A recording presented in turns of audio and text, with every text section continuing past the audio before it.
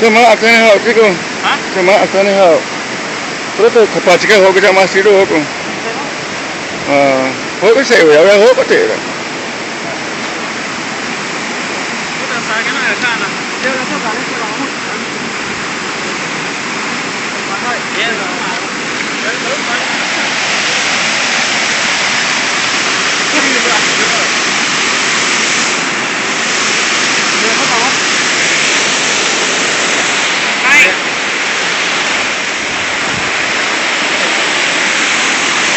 Kalau saksan kita, kenapa saksan? Kalau selama kita kalau Dia tak berarti itu dia tak.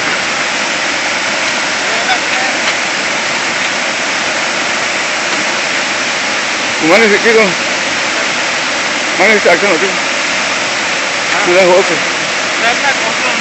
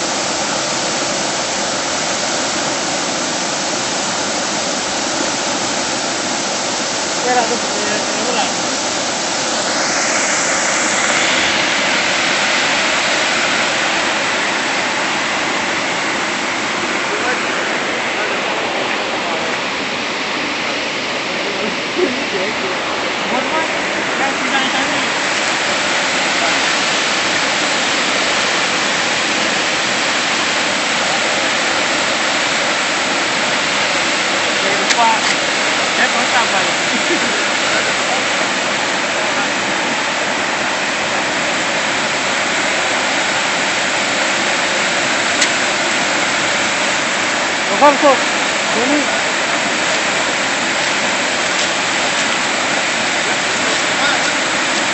Ini dikit. Ya.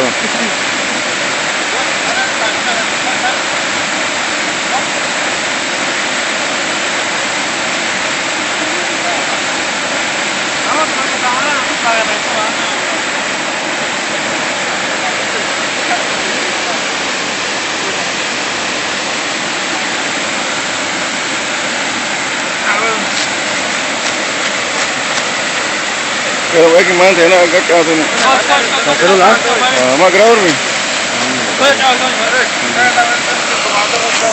Lewat. Boleh. Baca kalau tu lewat.